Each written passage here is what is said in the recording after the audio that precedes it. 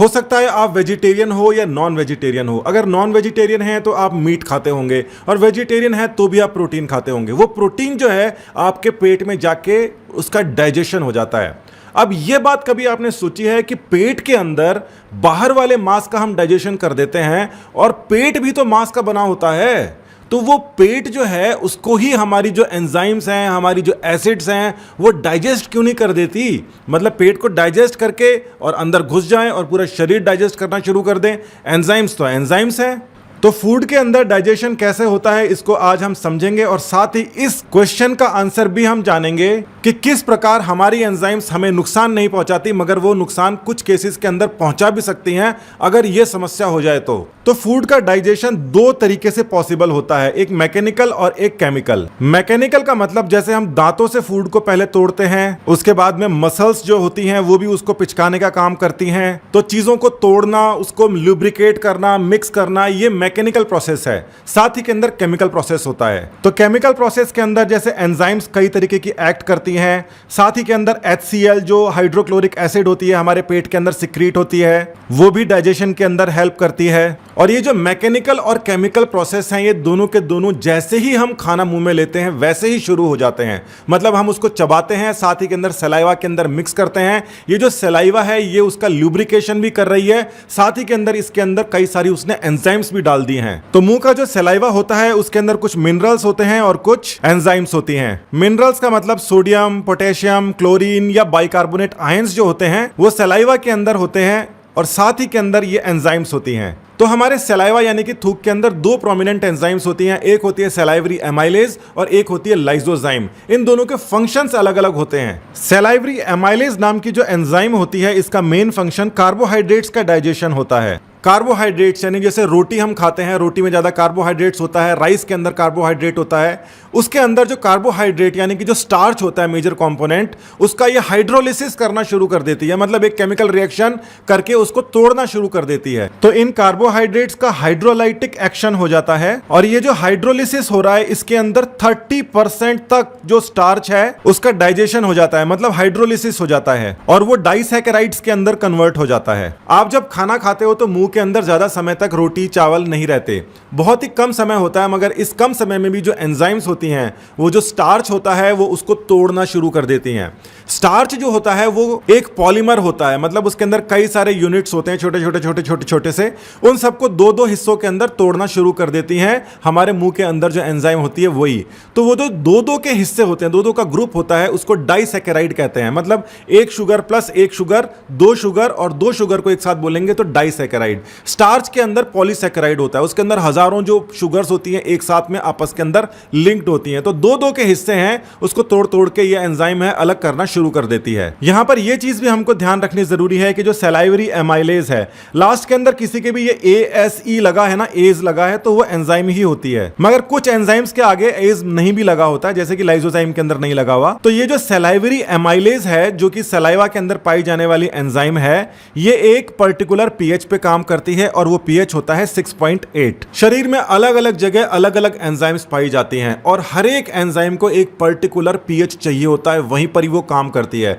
जैसे यहां पर मुंह के अंदर 6.8 pH होता है, मगर पेट के अंदर जाते ही pH ड्रास्टिकली रिड्यूस हो जाता है, वहां पे जाते ही ये एंजाइम खत्म हो जाती है, और वहां दूसरी एंजाइम्स काम करने लग जाती है। यानी कि हर एक जो एंजाइम है वो पर्टिकुलर pH पे ही काम करेगी, अगर वो pH उसको नहीं मिलेगा तो वो काम नहीं करेगी। तो ये वाली जो हमारी एंजाइम है ये pH 6.8 पर काम करती है, इसको आपको ध्यान में रखना चाहिए। साथ ही में हमारे सलाइवा के अंदर ये जो दूसरी एंजाइम जो मौजूद होती है जिसका नाम होता है लाइसोजाइम, इसका काम डाइजेशन से ज्यादा बैक्टीरिया से बचाव करना होता है। तो ये जो लाइसोजाइम है ये पर्टिकुलरली एंटीबैक्टीरियल होती है, और एंटीबैक्टीरियल की रिक्वायरमेंट हमें इसलिए पड़ती है क्योंकि जो भी हम खाना खाते हैं उसके अंदर बैक्टीरिया हो सकता है। तो ये जो लाइसोजाइम है ये एंटीबैक्टीरियल होती है, एंटीबैक्टीरियल एजेंट होती है। इसीलिए आपने देखा होगा कि जैसे अलग अलग पेट्स होते हैं हमारे, वो जब भी उनको घाव लगता है तो वो उस घाव को चाट रहे होते हैं, क्योंकि उनको वैसे पता नहीं है, मगर ये उनके दिमाग के अंदर ही फिट है कि कहीं पर भी घाव लगे तो उसको चाट लो, क्योंकि उसके जो सलाइवा है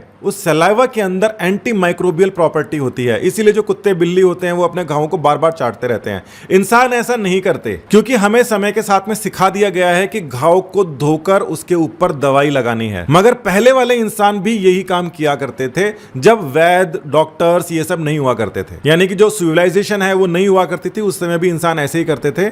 और ये जो है ये दिमाग के अंदर एक फिट होता है, ये अपने आप करते हैं। जो ऑर्गेनिज्म होते हैं उनको कोई बताता नहीं है। प्रकृति ने हमें कई सारी चीजें दे रखी हैं जिसके बारे में हमें पता ही नहीं है। तो हमारे जो सलाइवा है उसके अंदर लाइसोजाइम होता है, इस चीज को ध्यान में रखिए। अब जैसे हमने पिछले वाले चैप्टर्स के अंदर देखा था कि जो फूड है ये यहां से घूमकर और हमारे स्टमक के अंदर आ जाता है, तो इन स्टमक के अंदर भी कई सारे सिक्रीशंस इसके अंदर हो रहे हैं, वॉल्स से सिक्रीशंस हो रहे हैं। यानी कि खाना खाया, उसके अंदर सलाइवा मिक्स हुआ और उसके बाद में ईसोफेगस जो एक खाने की नली है, इससे पेट के अंदर खाना गया।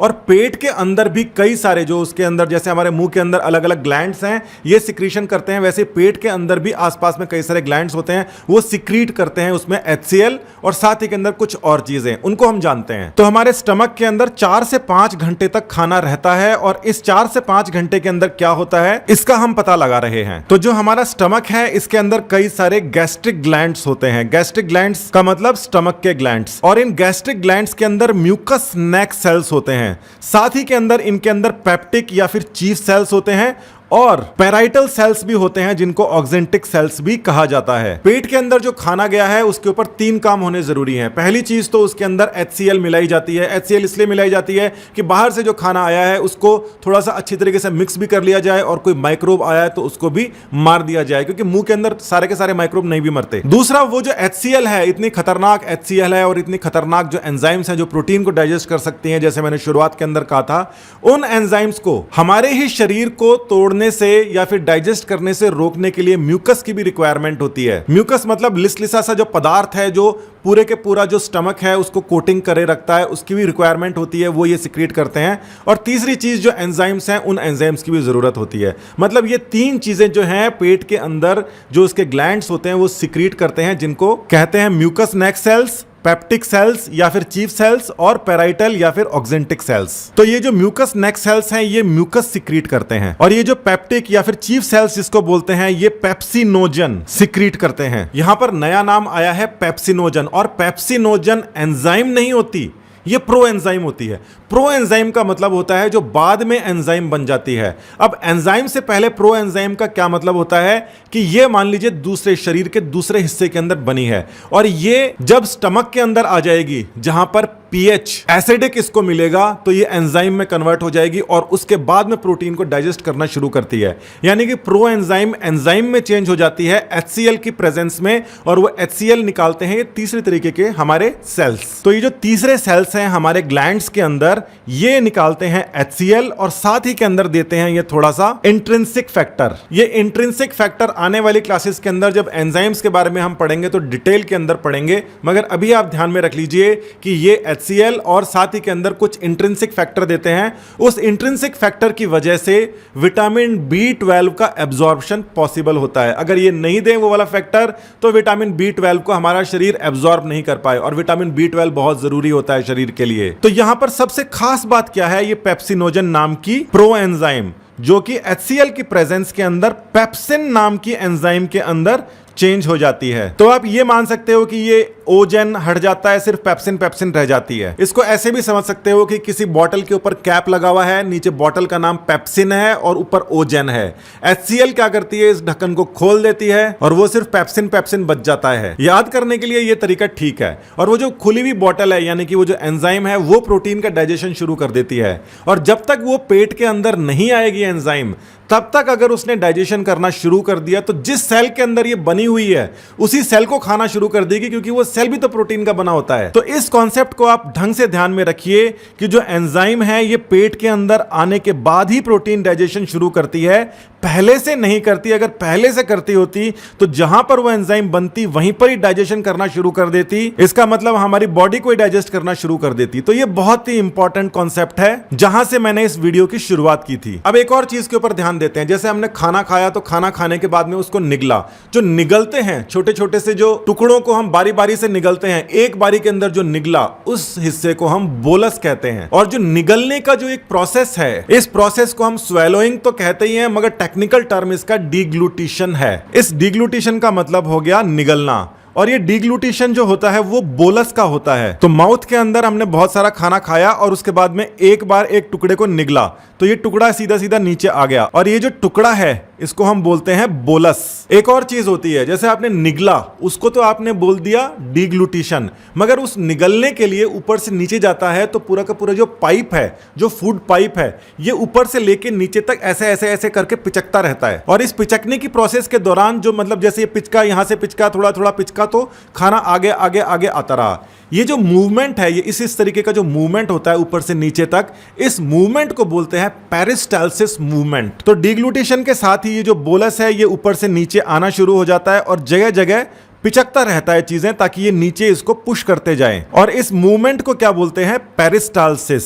तो गोला जो है वो पेरिस्टाल्सिस से नीचे चले गया, और जब स्टमक के अंदर आया तो वो वापस नहीं आ सकता, क्योंकि वहां पर एक वॉल लगा होता है, और वो वॉल सिर्फ ऊपर से नीचे ही आने देता है खाने को, नीचे से वापस ऊपर नहीं आने देता। और उस वॉल को बायोलॉजी के अंदर स्फिंक्टर कहते हैं, और इस स्फिंक्टर का नाम, यानी कि जो पेट यानी गैस्ट्रिक कैविटी है और ईसोफेगस के बीच के अंदर है, इसको गैस्ट्रो ईसोफेजियल स्फिंक्टर कहते हैं। तो स्टमक से जस्ट पहले यहां पर गैस्ट्रो ईसोफेजियल स्फिंक्टर होता है कि खाना यहां पर तो आ जाए मगर वापस जाए नहीं। तो इस स्फिंक्टर यानी कि वॉल्व का नाम है गैस्ट्रो ईसोफेजियल स्फिंक्टर। गैस्ट्रो यानी कि स्टमक, ईसोफेजियल यानी ईसोफेगस की तरफ से, और स्फिंक्टर यानी कि जो बायोलॉजिकल टर्म है वॉल के लिए। आप ये सोच रहे होंगे कि जब उल्टी वगैरह आती है तो फिर खाना वापस कैसे आता है? उसका एक अलग प्रोसेस है, और उसके अंदर दिमाग से कुछ फीडबैक मिलते हैं, और फिर उसके बाद में हम एक्सपल्शन करते हैं, और उस खास समय के अंदर जब हमारा शरीर ही चाहता है उस खाने को बाहर निकालना, तो उसके अंदर ये खुलता है और यहां से खाना बाहर आता है, और इसमें बहुत ज्यादा एनर्जी लगती है, इसलिए उल्टी होने के बाद के अंदर आदमी को बड़ा रेस्ट करना पड़ता है। तो ये जो गैस्ट्रो ईसोफेजियल स्फिंक्टर है ये नॉर्मली हमेशा काम करता रहता है, मगर कुछ कुछ केसेस के अंदर ये रिटर्न भी करने के लिए इसमें स्पेशल बॉडी के पास में अरेंजमेंट होता है कि वापस जाने दे। नॉर्मली नहीं जाता, बहुत ही कम समय इसको वापस खोल के सामान को वापस निकाला जा सकता है। तो माउथ के अंदर आपने कुछ खाया, सलाइवा मिला, उसके बाद के अंदर आपने उसको निगला यानी कि डिग्लूटिशन हुआ, और उसके बाद के अंदर जो नीचे जा रहा था उसको हमने बोलस बोला, और वो स्टमक के अंदर चले गया। स्टमक के अंदर भी कई 3 अलग अलग तरीके की मसल्स होती हैं जो हमने पिछले टॉपिक के अंदर पढ़ा था। वो उसको अच्छी तरीके से घुमाती हैं, फिराती हैं, उसको अच्छी तरीके से टर्न करती हैं, और यहां पर वो जो बोलस है उसको हम चाइम कहते हैं। यानी कि अब जो खाना है उसके अंदर स्टमक के बहुत सारी चीजें मिल गई हैं, और अब वो बोलस नहीं, अब वो चाइम कहलाने लगेगा। तो यहां पे स्टमक के अंदर मूवमेंट होते हैं, और उन मूवमेंट को हम चर्निंग मूवमेंट कहते हैं। पहले वाला जो मूवमेंट था ऊपर से नीचे आने वाला, उसको पेरिस्टाल्टिक मूवमेंट या पेरिस्टाल्सिस, उस पूरे के पूरे प्रोसीजर को कहा था। यहां पर उसको चर्निंग कहते हैं। तो यहां पर चर्निंग मूवमेंट होता है, और चर्निंग मूवमेंट के बाद में जैसे ये पेरिस्टाल्सिस के बाद बोलस बन गया था, के दौरान बोलस बन गया था, उसी तरीके से चर्निंग मूवमेंट के साथ ही वो चाइम बन जाता है। और ये जो चाइम होता है इसके अंदर बहुत सारी एंजाइम्स होती हैं, साइड के अंदर म्यूकस निकल रहा होता है, और साथ ही के अंदर HCl होती है, जिसके बारे में अब जानेंगे हम। तो सबसे पहले तो ये जो प्रो एंजाइम है, यानी कि एंजाइम अभी पूरी फंक्शनल नहीं है, प्रो इसका सिस्टम है, ये पहले HCl की प्रेजेंस के अंदर पेप्सिन के अंदर कन्वर्ट हो जाती है। तो ये जो पेप्सिन है ये है एक्टिव एंजाइम, और जैसे हमने मुंह के सलाइवरी एमाइलेज के अंदर देखा था वो हाइड्रोलाइटिक एंजाइम होती है, वैसे ही ये प्रोटियोलाइटिक एंजाइम है। तो पेप्सिन जो है वो प्रोटियोलाइटिक एंजाइम है। यहां पे प्रोटियो का मतलब प्रोटीन से ही है, यानी कि ये प्रोटीन को डाइजेस्ट करती है, जैसे वहां पर हाइड्रोलाइटिक एक्शन हो रहा था पहले कार्बोहाइड्रेट्स का, यहां पर है प्रोटियोलाइटिक, वो भी प्रोटीन्स का। तो स्टमक के अंदर जो सिक्रीशन हो रहा था 3 तरीके के सेल्स थे, पेप्टिक, पेराइटल और म्यूकस। अब हम म्यूकस के बारे में जानेंगे। म्यूकस का काम तो जैसे पहले ही हमको पता है कि सिर्फ ल्यूब्रिकेशन होता है, और साथ ही के अंदर वो जो HCl है, और HCl के साथ जो पेप्सिन है, जो पेप्सिनोजन से अब कन्वर्ट हो गई है, इससे हमारे पेट को बचाने का काम म्यूकस करेगा, साथ ही के अंदर ये ल्यूब्रिकेशन भी करेगा। तो म्यूकस के 2 काम है, पहला है ल्यूब्रिकेशन और दूसरा है प्रोटेक्शन ऑफ म्यूकोसल एपिथेलियम। कहीं पर भी एपिथेलियम जहां पर भी नाम आता है वहां पर मतलब होता है सरफेस। जैसे स्किन के अंदर भी एपिथेलियम होती है, उसी तरीके से किसी भी ऑर्गन की सबसे बाहर वाली जो लेयर है उसको हम एपिथेलियम बोलते हैं। तो सबसे बाहर वाली लेयर ही बचाएगा, और सबसे बाहर वाली लेयर जो पिछली बार हमने पढ़ी थी कौन सी थी? म्यूकोसा की थी। तो म्यूकस जो है वो म्यूकोसल एपिथेलियम को प्रोटेक्शन करती है HCl और इस एंजाइम से, वो एंजाइम जो कि प्रोटीन को डाइजेस्ट कर देगी हमारे ही पेट के। यहां पर एक टर्म आप याद करिए, एक्सकोरिएशन। ये एक्सकोरिएशन का मतलब ही ये होता है जो कि ये म्यूकस कर रही है, यानी कि protection of mucosal epithelium from HCl। तो इस प्रोसेस को हमने नाम दे दिया है एक्सकोरिएशन। साइंटिफिक टर्म्स कुछ ज्यादा आ रहे हैं इस टॉपिक के अंदर, मगर आप साथ साथ के अंदर लिखते जाओ और 2-3 बार रिवाइज कर लो, बिल्कुल जिंदगी भर याद रहेंगे ये। यहां पर एक छोटी सी चीज और ऐड कर लीजिए, ये 3 तरीके के सेल्स थे और 3 तरीके के सिक्रीशंस तो हो ही रहे थे, मगर ये जो गैस्ट्रिक ग्लैंड्स हैं यहां से लाइपेज भी सिक्रीट की जाती है। जो ये लाइपेज होती हैं ये फैट के डाइजेशन में काम में आती हैं। तो यहां पर जो ग्लैंड्स हैं उसमें 3 तरीके के तो सेल्स हो गए हैं और साथ ही के अंदर एक और एंजाइम भी हो गई है। इस चारों को आपको ध्यान में रखना है। अब एक बार देख लेते हैं अभी तक हमने क्या जाना है और आगे का जो टॉपिक है वो नेक्स्ट वीडियो में कवर करेंगे। तो सबसे पहले हमने जाना कि मैकेनिकल और केमिकल तरीके से डाइजेशन फूड का होता है, दोनों मिलाकर ही डाइजेशन होता है। फिर हमने जाना कि सलाइवा के अंदर कुछ मिनरल्स भी होते हैं और एंजाइम्स भी होती हैं। 2 तरीके की एंजाइम्स हैं, एक एंजाइम कार्बोहाइड्रेट के डाइजेशन के लिए काम में आती है और जो दूसरी एंजाइम है मेन उसका फंक्शन एंटीबैक्टीरियल एजेंट के तौर पर होता है। फिर हमने जाना स्टमक के अंदर 4 से 5 घंटे जो खाना पड़ा रहता है उस समय उसके अंदर गैस्ट्रिक ग्लैंड से 3 अलग अलग प्रकार के सेल्स म्यूकस, पेप्सिनोजन और HCl सिक्रीट करते हैं और साथ ही के अंदर लाइपेज भी सिक्रीट करते हैं। और इन सभी तरीके के सेल्स का अलग अलग फंक्शन होता है जिस भी प्रकार से वो सिक्रीशन करते हैं। इसके बाद में हमने कुछ टेक्निकल टर्म्स जानी, जैसे कि डिग्लूटेशन यानी कि निगलना, बोलस यानी कि वो जो छोटा सा खाने का बॉल होता है जिसको हम निगलते हैं, और पेरिस्टालसिस जो मूवमेंट होता है जिस मूवमेंट के द्वारा हम निगलते हैं। और जिस प्रकार से पेरिस्टालसिस मूवमेंट था उसी प्रकार से कुछ चर्निंग मूवमेंट्स होते हैं हमारे पेट के अंदर, जिस मूवमेंट की वजह से जो बन रहा है अब हम उसको चाइम बोलेंगे। और अंत के अंदर जाना कि जो एंजाइम है वो प्रोटीन को डाइजेस्ट कर देती है, उसको HCl की रिक्वायरमेंट होती है, तभी जाके वो एक्टिव एंजाइम में कन्वर्ट होती है। अगर वो डायरेक्टली ही एक्टिव एंजाइम में बनाई गई होती तो वो हमारा पेट बाहर से ही डाइजेस्ट करना शुरू कर चुकी होती। तो एक बड़े क्वेश्चन का आंसर आपको इस वीडियो में जरूर मिल गया होगा कि हमारा ही पेट की हमारी ही एंजाइम्स हमारे ही पेट को और हमारे ऑर्गन्स को ही डिसॉल्व क्यों नहीं करती, क्योंकि वो एक्टिवेटेड फॉर्म में नहीं होती। साथ ही के अंदर मेरा आपको सजेशन है कि पुराने अगर आपने वीडियोस नहीं देखे हैं तो एक के बाद में एक वीडियोस को देखोगे तो कुछ और भी क्वेश्चंस जो अभी आपके दिमाग में आए हैं उनका आंसर आपको ऑटोमेटिकली मिल गया होगा। अभी ये टॉपिक खत्म नहीं हुआ है, थोड़ा सा और भी है इसका हिस्सा है और वो तो इससे भी ज्यादा सिंपल है।